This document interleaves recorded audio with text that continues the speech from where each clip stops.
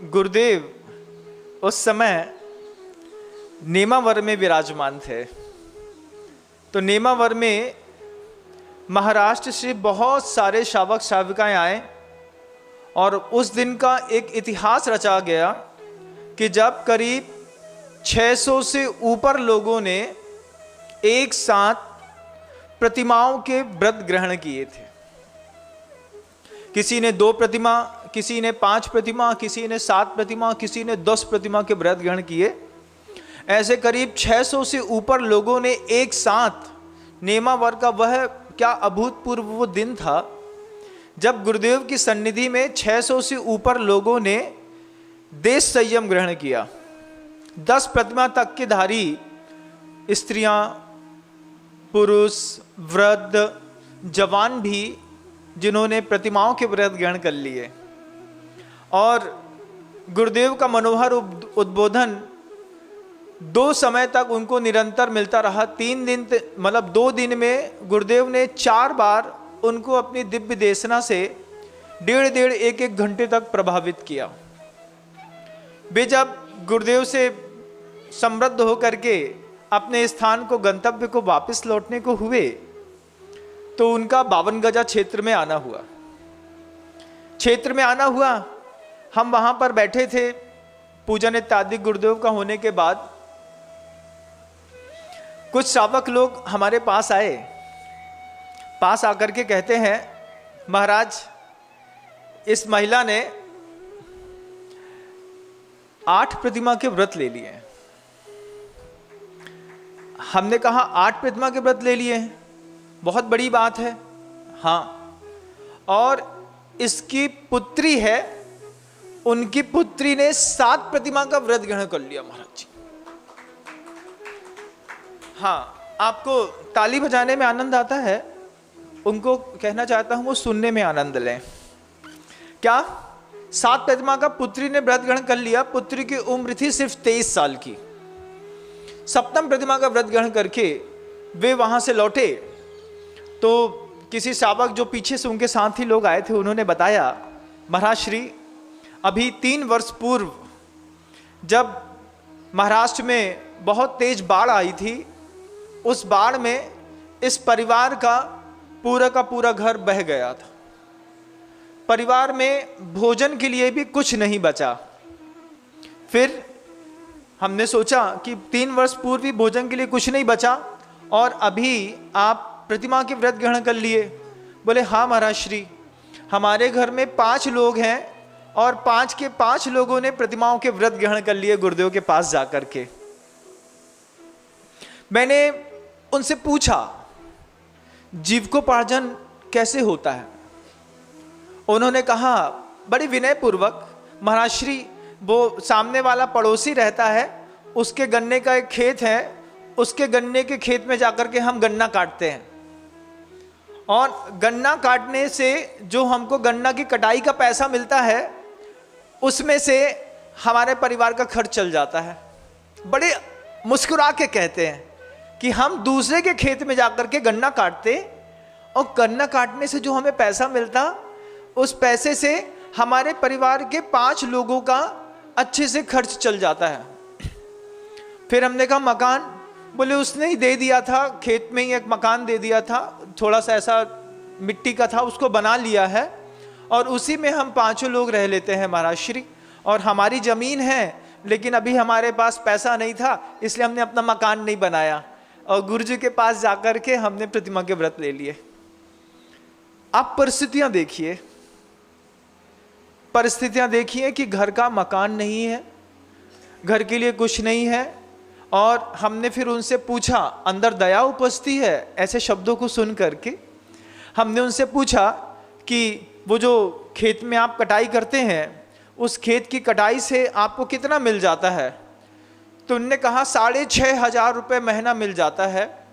6,500 रुपये महीने में हम 5 लोगों की प्रतिमाओं का पालन बहुत अच्छे तरीके से हो जाता है और हम अपना जीवन बहुत अच्छे से जी रहे हैं। और पहले हमारी 2 प्रतिमा थी, घर टूटने के बाद थोड़ा दिल में दिक्कत हुई, लगा कि पूरा सामान चला गया है, पंखा चला गया, टीवी चला गया, बिस्तर वगैरह भी सब चले गए थे। लेकिन फिर हमको एक बात समझ में आई कि पुण्य के बिना कुछ नहीं होता। और उसी समय गुरुदेव की मूक माटी हाथ में थी। महाराज जी मंदिर जाते थे, शास्त्र पढ़ने का मन नहीं करता था क्योंकि घर खराब हो गया था, तो गुरुदेव की मूक माटी पढ़ते थे। गुरुदेव की मूक माटी में लिखा था कि संयम की राह चलो। गुरुदेव की मूक माटी में है, संयम की राह चलो,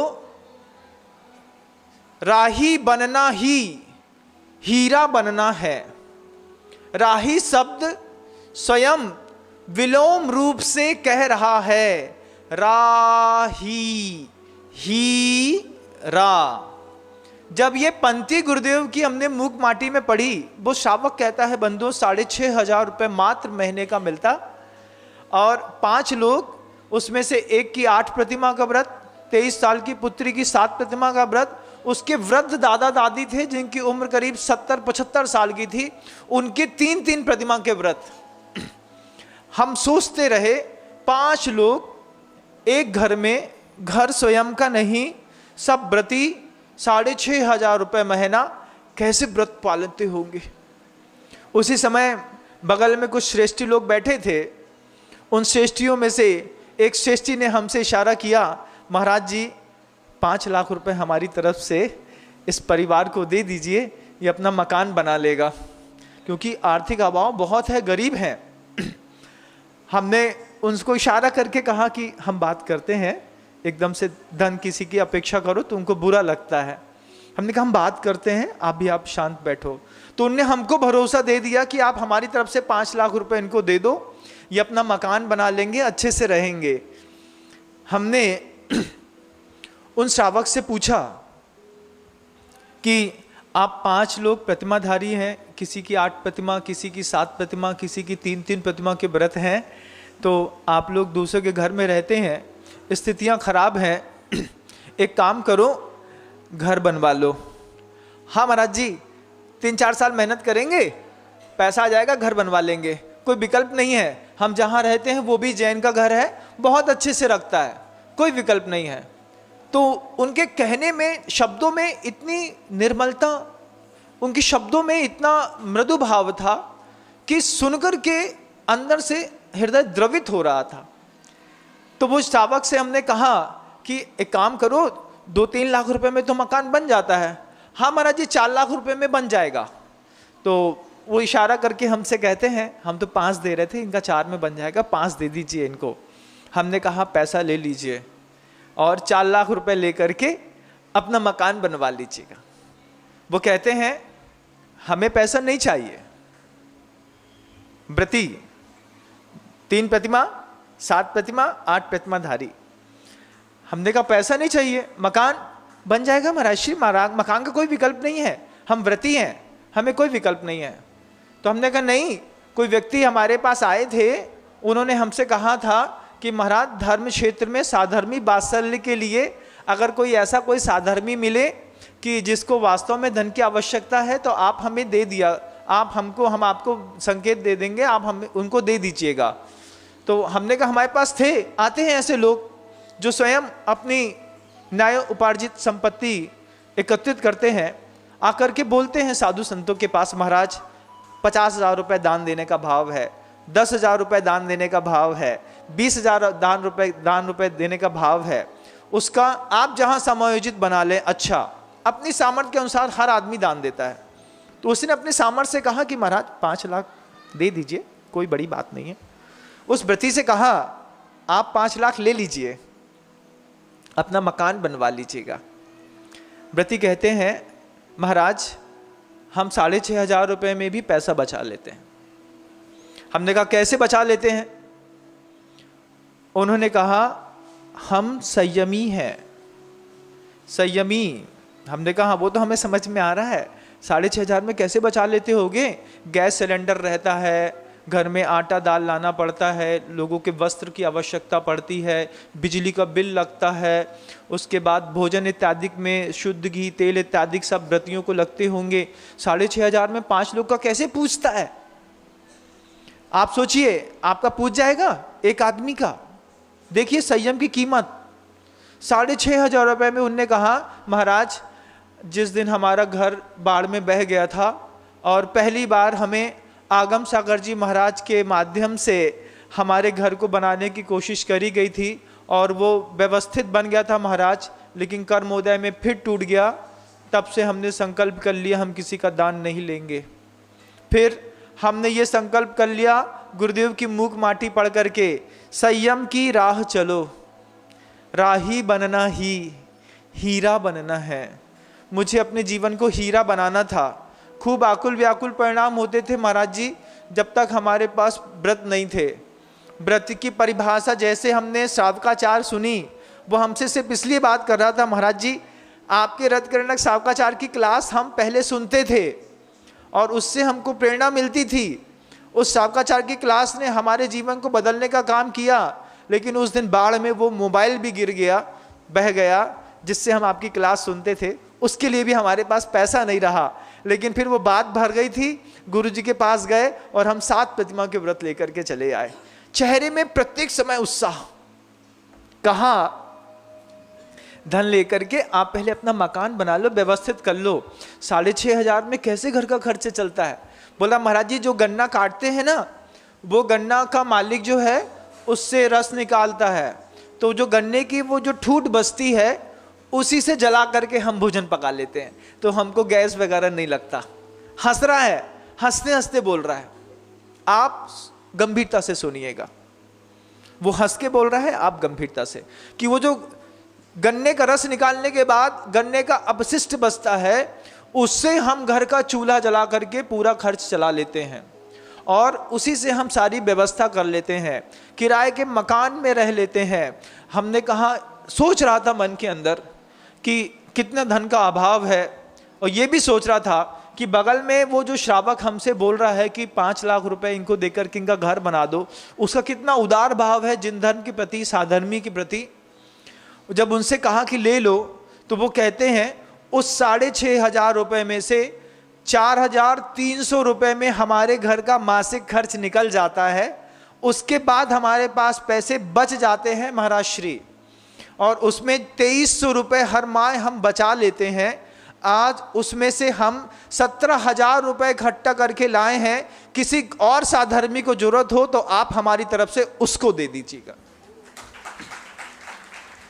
ये कितनी बड़ी बात है। आप देखिए संयम क्या कराता है। आपका असंयम आपको पिज्जा बर्गर चाउमीन खाना पीना सब में, उन प्रतियों से हमने पूछा कि भोजन में क्या करते हैं, महाराज श्री सब्जी बहुत महंगी थी, हम लोगों ने आजीवन हरि का त्याग कर दिया। संयम क्या करता है? संयम आप देखिए, इंद्रिय संयम और प्राणी संयम, जिसके माध्यम से व्यक्ति व्यक्तित्व को ऊंचा उठाता है।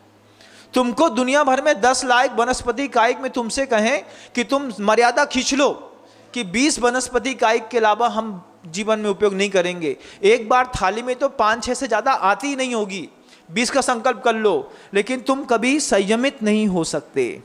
नदी के, बाढ़ की नदी के जैसा तुम्हारा जीवन है, हम कुछ छोड़ नहीं सकते महाराज श्री। इतना नियम ले लो कि जो थाली में सब्जी हरी दिखाई जाएगी उसमें से 2 छोड़ करके भोजन करूंगा। पत्नी ने मान लो 3 सब्जी बनाई, 2 छोड़ के भोजन करूंगा। अंदर संकल्प कर लो। आप कर नहीं सकते, असंयमी कुछ नहीं कर सकता। संयमी क्या कमाल कर सकता है आप देखिए। उस संयमी कहते हैं सब्जियां बहुत महंगी थी महाराज जी महाराष्ट्र में, उधर उस तरफ, और माहौल ऐसा खराब था, पैसे की कमी होती थी, हम लोगों ने आजीवन हरि का त्याग कर दिया। हमने कहा हरि का त्याग करने से क्या होता है, कभी कुछ और भी तो चाहिए पड़ता है। हाँ महाराज श्री, हम लोगों का परिग्रह परिमाण का व्रत था, हमने वस्त्र की मर्यादा कर ली है। साल में सिर्फ 3 साड़ी में हमारा 2 साड़ी में काम चल जाता है। पिछली साल 1 साड़ी बच गई थी, वो इस साल अभी हमने गुरुदेव के नेमावर में किसी और को दान दे दी। संयमी दान देता है, असंयमी उसको सिर्फ चाहिए। अंदर लाओ, जहां से मिलता जैसे मिलता आने दो। वो व्रती कहते महाराज 17,000 रुपए हम अपने 6,500 रुपए की उस पुरुषार्थ से कमाई हुई रकम से बचा करके लाए हैं। गुरुदेव के पास देना चाहते थे, लेकिन संकोच हो रहा था कि कोई क्या कहेगा। तो महाराज श्री, ये 52 गजा में आदिनाथ भगवान की इतनी बड़ी मूर्ति है, इस भगवान के, आदिनाथ भगवान के चरणों में ये 17,000 रुपये समर्पित हैं। किसी साधर्मी को देना हो तो साधर्मी को दे दीजिएगा, नहीं तो भगवान बाहुबली के आदिनाथ स्वामी के चरणों में ये राशि आप समर्पित करा दीजिए। वहां बड़े महाराज जी के सामने देने में संकोच होता था, महाराज जी आप ले लो, ऐसा कहता है वो संयमी। आप ऐसा कर सकते हैं? आप ऐसा कर सकते हैं? 5 लोगों का अपने घर के अंदर प्रतिमाओं के साथ संयम धर्म है बंधुओं, इसलिए संयम की चर्चा हो रही है।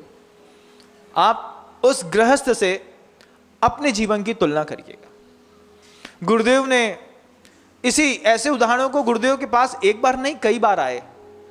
गुरुदेव ने कहा कि असंयमी क्या खाता, असंयमी क्या खाता, कब खाता, कितना खाता, किसका खाता, क्यों खाता, इसका खाता उसके पास कभी नहीं मिलेगा। फिर से बोलूं, असंयमी क्या खाता, कब खाता, किसका खाता, क्यों खाता, कैसे खाता, इसका खाता उसके पास कभी नहीं मिलेगा। आप मुनि बन गए हैं, आपको अपने खाने का खाता बना करके रखना पड़ेगा।